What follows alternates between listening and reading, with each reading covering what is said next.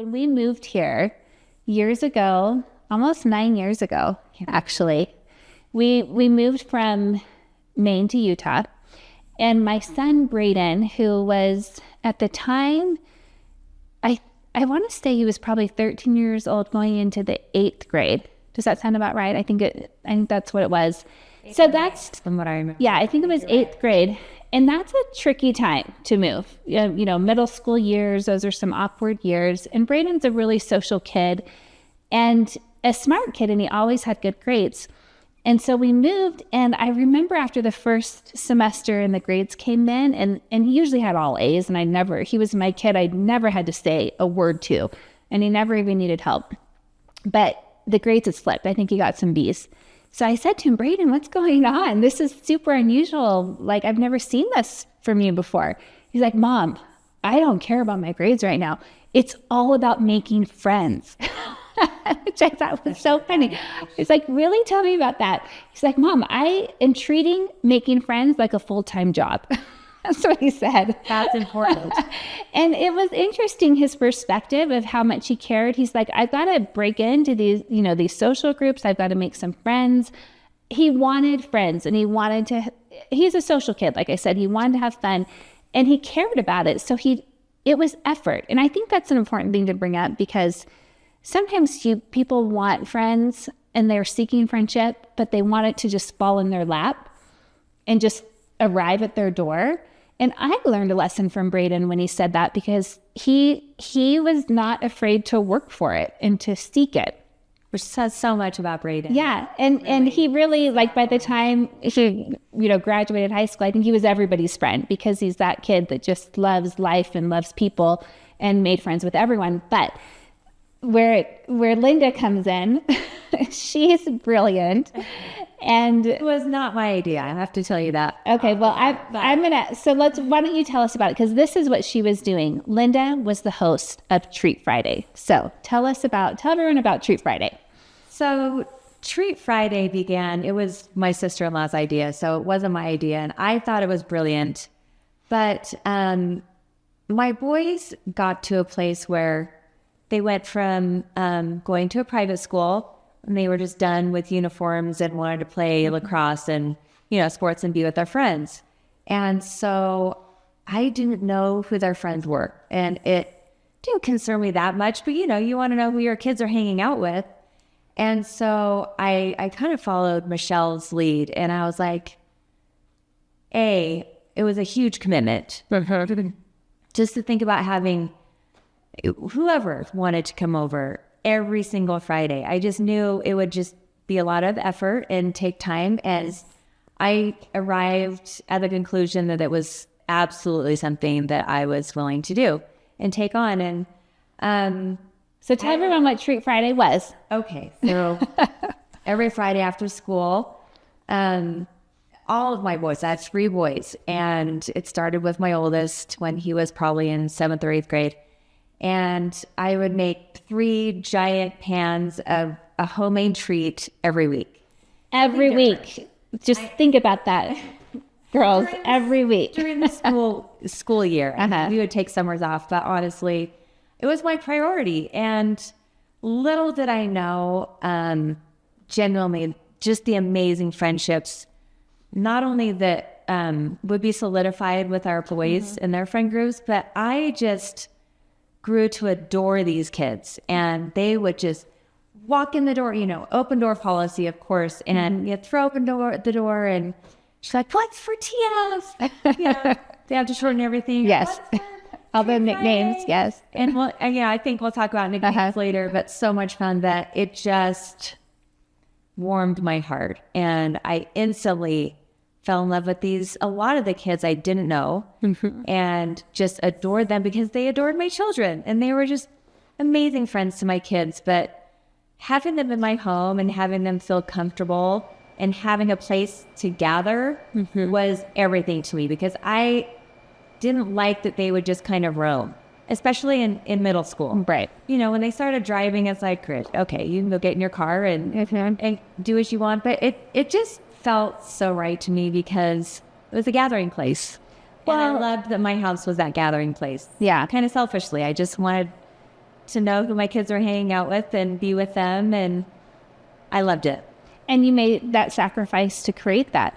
And what was cool about it, especially from an outsider coming in, is that she was welcoming to anyone. That was the rule. It was anyone can come to Treat Friday. Of course, you had to learn about it and get invited, but you taught your boys that it wasn't exclusive. It was an open invitation, because the idea here, which I think is part of the brilliance, was to give the kids a place to come right after school, because it was right after school, so that they could cultivate and kind of make plans for that evening or the weekend, so that people could know what's going on.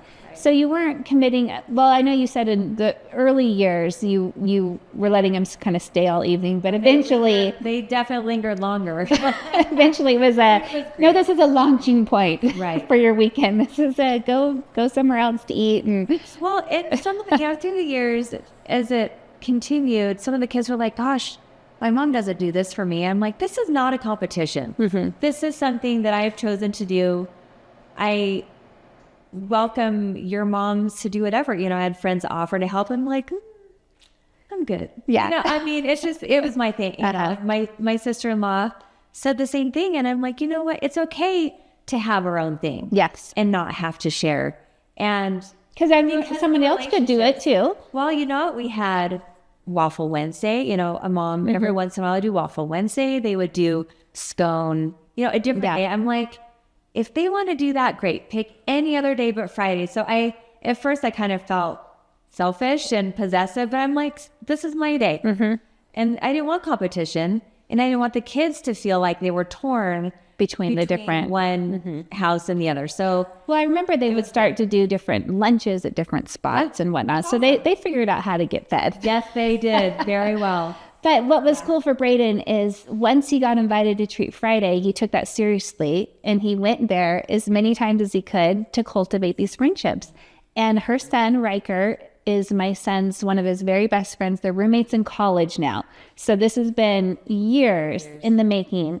And that group of boys has truly, I get emotional thinking about it, because we can't start this early. It's just tender. But just that they've changed his life. It's the people you surround yourself with that make you who you are. And because he made these good friends that were good boys, it just changed everything. So it was well worth a few bees for sure for him to cultivate those friendships. And you're right, we mothers have become close friends too, for sure, because of that.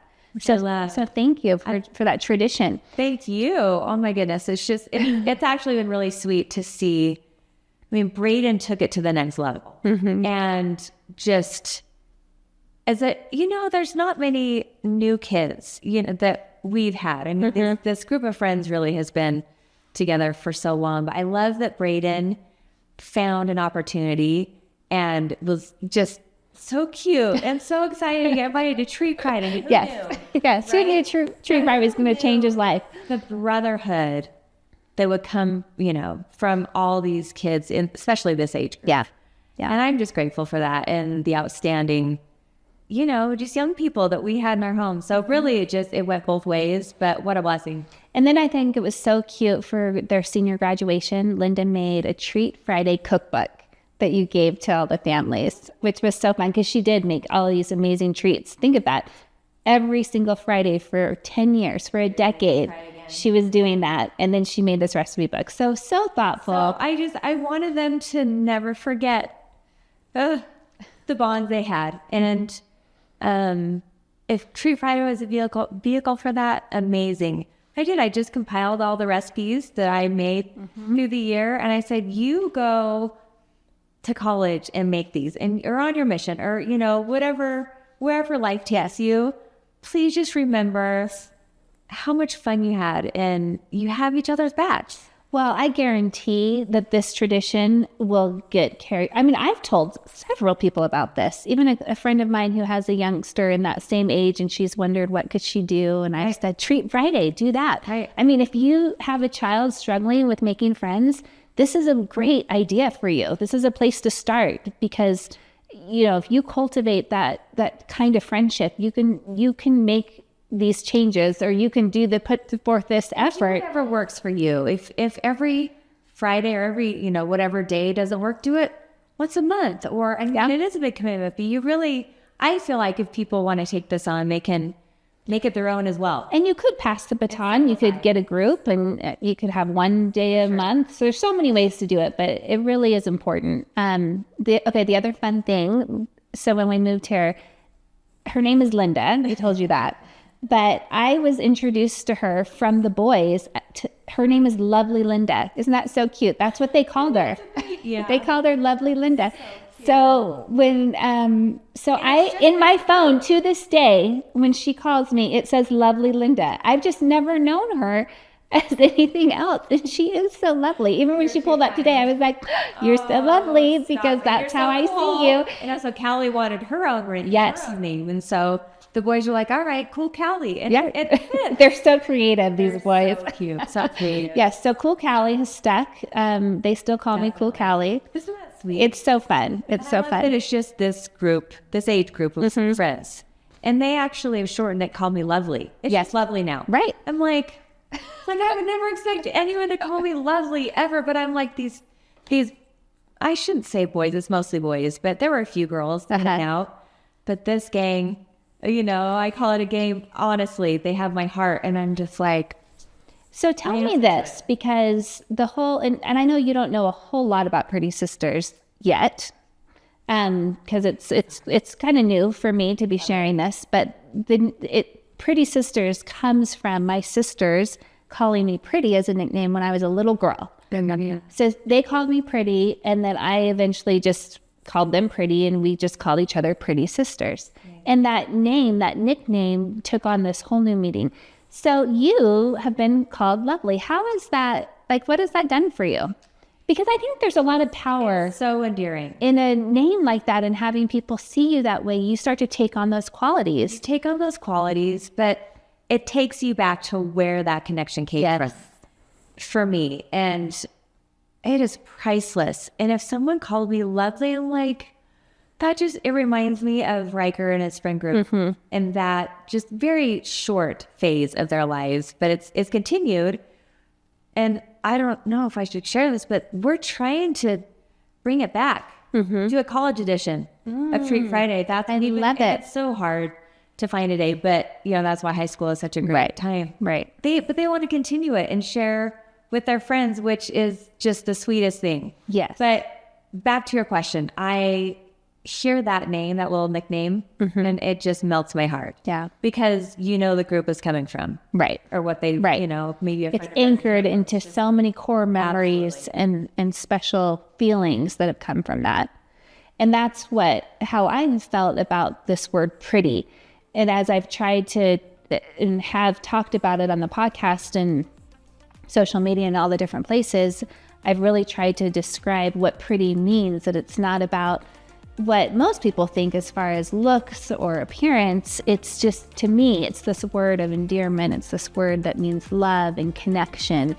And then, of course, as my sisters and I exchanged that word, we would grow that into, as we met friends, we'd just call them Pretty as well. Like you said, it's empowering. Yeah. And there's a confidence that comes with that when you can connect and relate to your people. Yes. Right? Yes. It was a way of identifying our people, like, hey, it's a pretty sister. So I don't think I've ever called you a pretty sister because you're lovely.